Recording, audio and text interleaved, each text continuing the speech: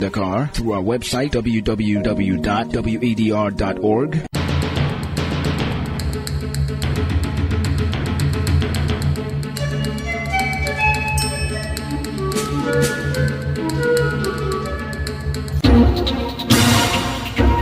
WADR,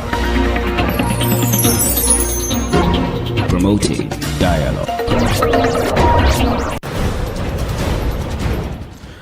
It's 6 p.m. in Dakar, 7 p.m. in Abuja. Good evening and welcome to Newslink here on West Africa Democracy Radio, broadcasting on 94.9 FM and worldwide at wadr.org. Let's begin with our major stories. The Burkina Faso transitional government revokes operating licenses for several foreign NGOs in the country. Mali's transitional parliament grants military a renewable 5-year mandate in major political shift. It is an immature, thoughtless decision that does not engage the Malian people. It confirms that we are in a dictatorship. So for our part, as political actors, we do not recognize Assimi Goïta as president of the Republic of Mali. The Nigerian army recovers over 50 improvised explosive devices in Borno State, epicenter of the Boko Haram crisis. Despite some minor setback caused by improvised explosive devices, our troops across all theaters demonstrated uncommon courage, resilience, and high level of professional competence during all encounters with non-state actors. Elsewhere in Spain, the 4th International Conference on Financing for Development, FFD4, ends with a 3-point declaration. Please stay tuned for details of these stories and more. Here is Abdullahi Hassan with Newslink. Once again, glad to have you joined the third edition of Newslink, which opens in the Sahel precisely in Burkina Faso, where several non-governmental organizations, NGOs, have been suspended by the authority. These organizations' operating licenses have also been revoked, according to the Burkina Faso Minister of Territorial Administration, Emile Zebo. Authorizing this decision through decrees, Zebo said the affected NGOs collected and used data from Burkina Faso without due state approval. Sankule Janko completes the story. The Burkina Faso government's decision to suspend the activities of the non-government organizations was made in June 2025. The government accused some of the NGOs of failing to comply with the obligation to sign the establishment agreement and orders of sharing state data without a permit. On June 25, the Minister of Territorial Administration signed an order suspending the community of Saint Egidio for 3 months. This community is accused of collecting personal data on Burkina Faso territory and hosting it abroad without prior authorization. On June 16, 2025, several decrees revoking the operating license of 4 foreign NGOs were signed by Emile Zabo.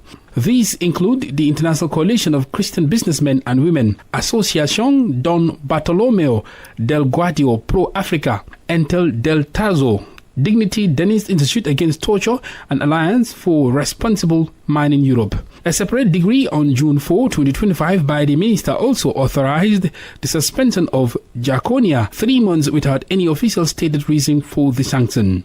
This development comes as all 3 AES member states have accused NGOs of complicity in the fight against terrorism. Bamako, Ouagadougou, and especially Niamey have all called for an audit of NGOs operating in the Sahel. Sankule Janko with that report. Still in the Sahel, reactions continue to trail the approval by the Malian Transitional Parliament for the extension of the military-led transition.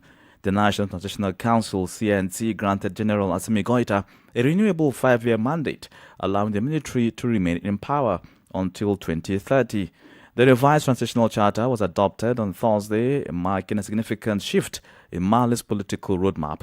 Christopher Ticho reports. The new charter, which will be promulgated in the coming days, grants General Assimi Goïta a 5-year term renewable as many times as necessary. Unanimously adopted by the members of the National Transitional Council, this law maintains him in power with the status of President of the Republic until the national territory is pacified, a decision welcomed by the Collective for the Defense of the Military, a supporter of the transition. Yunus Sumari is Secretary General of the National Transitional Council. It is a responsible decision, and we just want to congratulate the head of state. For a long long time, we have taken an idea, that is, the continuity of arsenic, so the securitization of the country first and the rest will come later.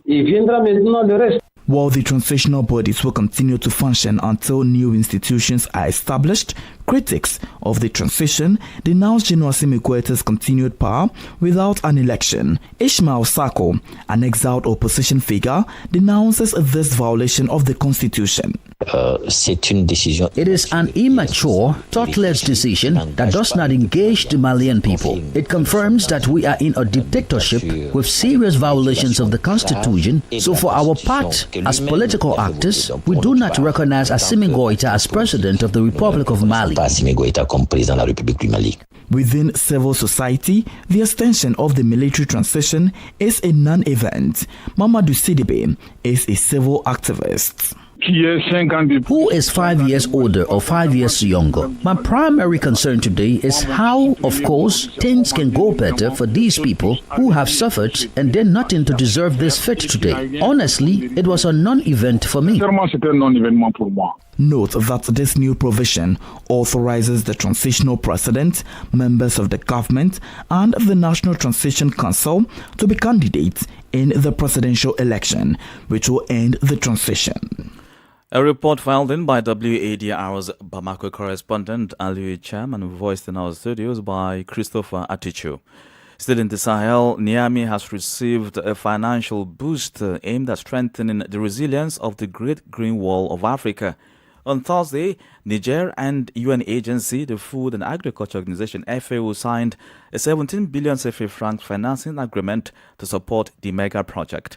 The signing ceremony took place between the Minister of Justice, Aliou Dauda, and the interim FAO representative in Niger, Kenneth Luke.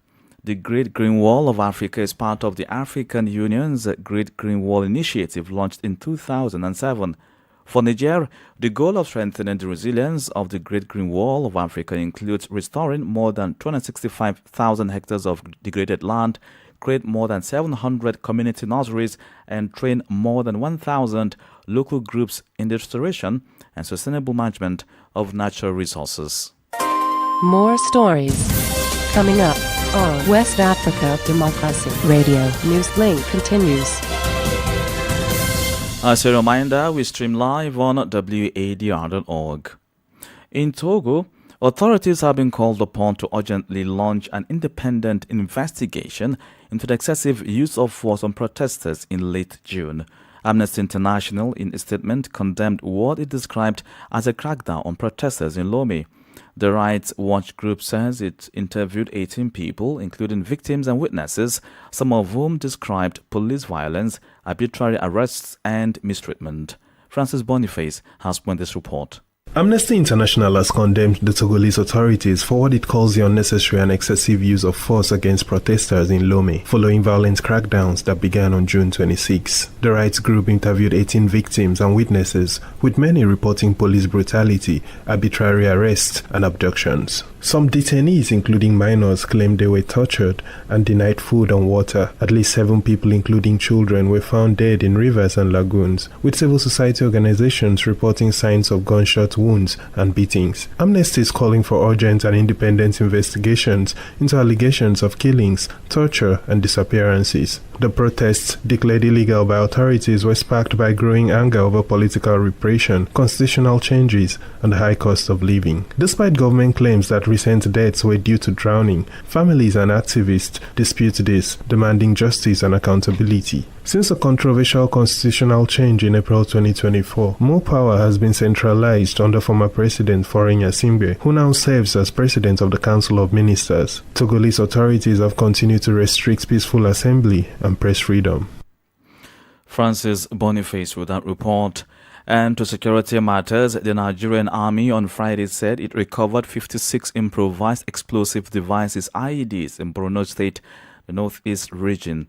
The large cache of IEDs was removed under the strategic bridge linking the town of Marte and Dukwa during a joint operation with the Civilian Joint Task Force (CGTF). The Army said the discovery was made by explosive ordnance disposal team as part of a targeted demining operation. This intervention made it possible to secure the bridge, a key traffic route for residents in Borno State and the Lake Chad Basin. The military also took stock of its successes from ongoing missions across the country against terrorists, bandits, oil thieves, and other criminals. Major General Marcos Kange is the Director of Media Operations of the Nigerian Army. He addressed the media earlier in the day. Significant achievements in the ongoing counter-terrorism and counter-insurgency operations, as well as other operations against armed bandits and other criminal elements who pose serious threat to national security and socio-economic activity. Despite some minor setbacks caused by improvised explosive devices, our troops across all theaters demonstrated uncommon courage, resilience, and high level of professional competence during all encounters with non-state actors. Troops of Operation Hadinkai, Operation Fansayama, Operation Safe Haven, Operation Odoka, and Operation Delta Safe, amongst others, performed exceptionally well during the period under review by eliminating key terrorist commanders, bandit kingpin, and independent people of Biafra Eastern Security Network criminals. Some economic saboteurs and terrorist logistics suppliers were also arrested. Major General Marcos Kange is the Director of Media Operations of the Nigerian Army. We cross over to the Gambia, where the government has launched a major crackdown on ghost workers after an audit revealed a staggering loss of nearly $24 million, or an equivalent of $334,000 in 2024 alone. This involves over 1,400 civil servants in various government ministries who could not be accounted for. Here is an excerpt of Boubacar Boaye, the Gambia's Minister of Public Service, responding to questions at a parliamentary session in Banjul. The Ministry of Public Service, through the Accountant General's Department, attempted to recover 3 months' salaries from a total of 1,430 staff who could not be physically identified as part of the first phase of the 2024 staff audit, comprising 3 ministries of basic education, health and agriculture, livestock and food security. The salaries were paid to these staff through 16 financial institutions totaling 23,976,258. Only about 2 million have so far been recovered from the financial institutions, whereas we are still pursuing some financial institutions to refund the said amounts to government, leading to the freezing of their affected customers' accounts. Many have reported that most of the funds had been withdrawn before receipt of our directive. One of the banks identified to have received over 7 million could only refund just over 1.6 million to the Treasury main account. We are also facing some challenge from some banks arguing that they need the consent of their customers or a court order to be able to release the available funds. In this regard, we have written to the Solicitor General and Legal Secretary to intervene and obtain us a court order to recover these monies from the financial institutions. Given our resolve to recover these funds, legal actions will eventually be instituted against these individuals if necessary. Gambia's Public Service Minister Boubacar Boaye speaking there. More on labor-related news. Another critical sector of Ghana's workforce, the Tertiary Education Workers Union, TEU, has embarked on an indefinite strike. The union declared its industrial action effective Thursday, July 3, after the expiration of a 7-day ultimatum issued to authorities on June 24. They justified their decision following what they call a blatant disregard for democratic principles and the rights of the majority union. TEU said it wants to safeguard fairness, transparency, and accountability in the governance of tertiary education.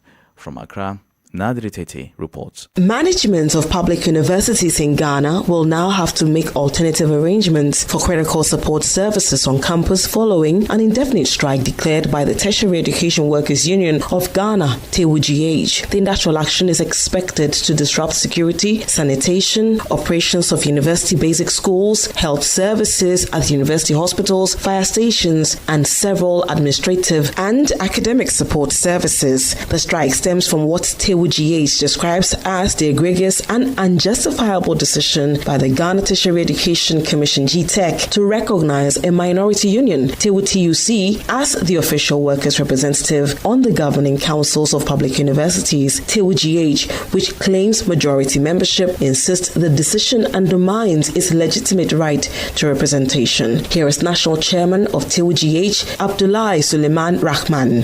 What will get us to call off the strike is for the government, the Minister of Education, to call GTEC to order, to let them know that the actions and inactions of GTEC will not resolve this issue, but it will end up escalating. And we don't want that. We're not happy about what is happening. And no one is interested in going on strike. But sometimes when you are compelled and you have any point in tending to, that's why we have to get to where we are today. The dispute between the two unions dates back to 2022 when TEWGH formally broke away from TEWTUC. Since then, both factions have been locked in a battle over which group rightfully represents tertiary education workers on university governing councils. The Ghana Tertiary Education Commission says its decision is guided by legal advice from the Attorney General, who maintains that the University Act grants recognition to TEWTUC. But TEWGH has rejected this interpretation, describing it as undemocratic and dismissive of their majority standing within the workforce. For WADR, Nadidi Teti, Accra. You are listening to Newslink here on West Africa Democracy Radio, broadcasting from Dakar, Senegal. We are live on WADR.org. Here's a reminder of our top stories. The Burkinabe Transitional Government revokes operating licenses for several foreign NGOs in the country. Mali's Transitional Parliament grants military a renewable 5-year mandate in major political shift. The Nigerian Army recovers over 50 improvised explosive devices, IEDs, in Borno State, epicenter of the Boko Haram crisis. Still ahead in the news, the 4th International Conference on Financing for Development, FFD4, ends in Spain with a 3-point declaration. We also have the guest interview and sports news. Please stay with us. Fresh and breaking news all the time. Hear it first as the news breaks, only on West Africa Democracy Radio. Newslink continues. Many thanks for staying with us. Now, the U.S. 5 African Nations Summit, mobilized by President Donald Trump, is gaining attention. From July 9 to 11, 2025, President Trump will meet with heads of state of Gabon, Guinea-Bissau, Liberia, Mauritania, and Senegal in what many say is an economic and resource exploitation deal meeting. The mini-summit signals Washington's renewed interest in Africa following a recent U.S.-brokered peace deal between Rwanda and DRC. It is worth noting that President Trump has made business engagement a priority in U.S.-Africa relations, shifting emphasis away from traditional humanitarian and development aid. Our guest, Professor Gorgui Jen, will join us later for some update. Meanwhile, in Liberia, the National Port Authority has inaugurated the first nighttime navigation vessel and state-of-the-art post equipment of the free port of Monrovia. This milestone was achieved through a strategic partnership between APM Terminals and the Liberia Maritime Authority. The launch will now allow vessels to enter and exit the port beyond daylight hours, thereby reducing vessel wait times, lowering shipping costs, and boosting Liberia's attractiveness to international trade. For years, port congestion and limited operational hours have hindered the country's maritime potential. From Monrovia, Abraham Parker completes the story. Speaking at the launch and commissioning ceremony at the free port of Monrovia, Liberia's Vice President Jeremiah Cohn underscored the strategic importance of the port to national development. Cohn highlighted that the investment will enhance port productivity, safety, and transparency in alignment with Liberia's development agenda. Let it be known that the port is the heartbeat of our economy, which carries possibility for improving the private sector and lifting thousands of Liberians out of poverty. It is therefore with great pride and national significance that we gather here today to mark two historic milestones in Liberia's maritime economic journey. Delivering the keynote address, Banan Ops of APN Terminus shared her organization's vision to fostering Liberia's economic resilience. Since we began our operations at the Freeport of Monrovia in 2011, we have worked shoulder to shoulder with our Liberian partners. The commissioning of the new equipment, including a patrol boat and pilot boat, 3 reach stackers and 2 empty container handlers, enhances our ability to meet growing trade demands and consistently deliver high standards of service to our valued customers. Sekou Dukle, the managing director of the National Port Authority, said operational efficiency and safety remains a priority as his agency work towards maintaining international standards. The goal is to make this port a major port of call. They will come in, discharge, and leave right by. They will reduce vessel wait time, which is often associated with high cost of doing business here at this Freeport of Monrovia. That changes today. As the port advances into a 24-hour center of activity, it promises increased employment, enhanced skills, and greater regional integration. For Newslink on WADR, Abraham Parker, Monrovia. Elsewhere, the 4th International Conference on Financing for Development, FFD4, in Spain concluded on Thursday with a 3-point declaration. The conference addressed new and emerging issues and the urgent need to fully implement the Sustainable Development Goals and support reform of the international financial architecture. FFD4 also assessed the progress made in implementation of the Monetary Consensus, the Doha Declaration, and the Addis Ababa Action Agenda. Amina Mohammed is the Deputy Secretary General of the United Nations.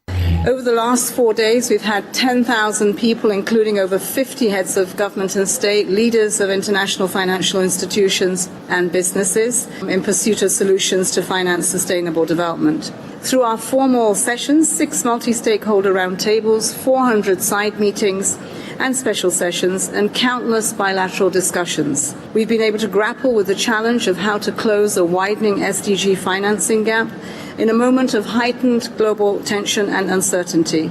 We've agreed on an outcome document, the Compromiso de Sevilla, that upholds the commitments made in Addis Ababa 10 years ago, but it also seeks to rekindle the sense of hope that has been embodied in the Sustainable Development Goals. The outcome document contains 3 major areas of action. First, an investment push to close the financing gap. Second, a serious and a long overdue attempt to confront the debt crisis.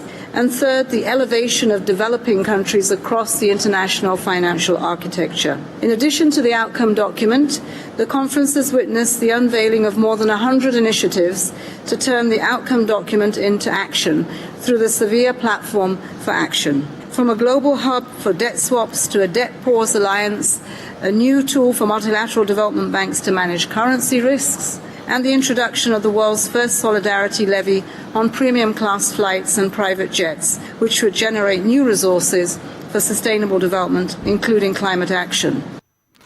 The voice of Amina Mohammed, Deputy Secretary General of the United Nations.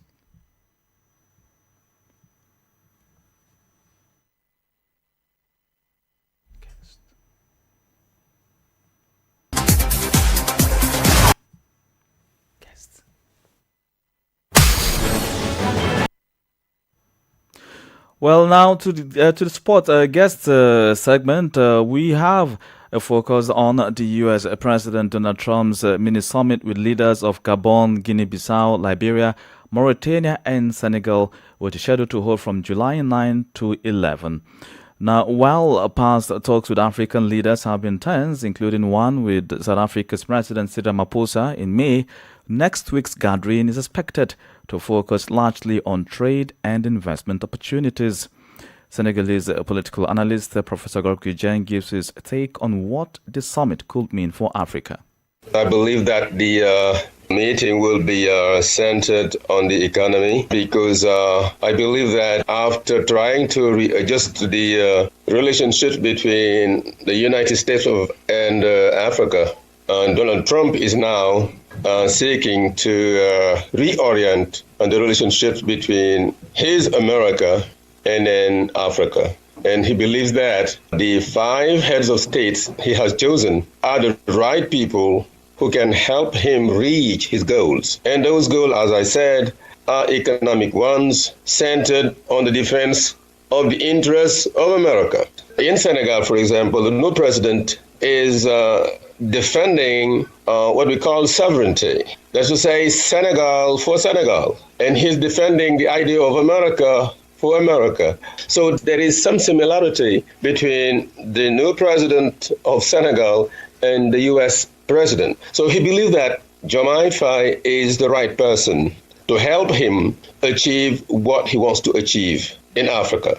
That's to say, help America take advantage as much as possible of the resources in West Africa, especially as we have gas and oil in Senegal, and we have gas and oil in Mauritania. This is one of the reasons why Mauritania has been chosen. And there are other countries that have been chosen, for example, Gabon. Gabon is in Central Africa, one of the most stable countries in Central Africa, even though they had just come out of a major military regime. Despite all this, its economy is strong, based on oil. Professor Gorky Jan is a Senegalese political analyst. And in the world of sports, the 13th edition of the CAF Women's Africa Cup of Nations, WAFCON, is set to take place tomorrow, Saturday, July 5 in Morocco, and promises to be one of the most spectacular in history. At home, the Atlas Lionesses of Morocco are dreaming of revenge 2 years after a final loss in Apotheosis. On the other hand, South Africa will defend its crown with determination of a champion now expected at every turn. The 9-time Super Falcons of Nigeria intend to regain their throne, and around this historic trial, a pack of ambitious and seasoned teams are ready to shake up the established order. And that's it on Sports News. With that, we've come to the end of this edition of Newslink here on West Africa Democracy Radio, broadcasting from Dakar, Senegal. Thank you for listening, and many thanks to Faliliso and Umu Daniogo for the technical support. Do interact with us via social media platforms X, Instagram at WADR English, and on Facebook, WADR English Service, and stream live on WADR.org. Coming up at the bottom of the hour is a repeat broadcast of WADR's security program in the Sahel. I'm Abdullahi Hassan. Good evening. And many thanks to you for listening to Newslink via Hot 104.3 FM, Newmi FM 94.0, Hilltop Radio 104.7 FM, and Veritas Radio 102.9 in Banjul, the Gambia. We also appreciate our listeners in Liberia via Alternative Youth Radio 98.9 FM, Lofa County, Radio Kagama 94.5 FM, Nibe County, DCN Radio 91.3 FM, Riverside County, Wakat FM Radio, Banga, Liberia, Radio Gulf FM 91.3 Sierra Leone. For you listening via Radio Pad 95.1 Damango, Savannah region, and on Royals FM 104.7 Wenchi, Ghana. We say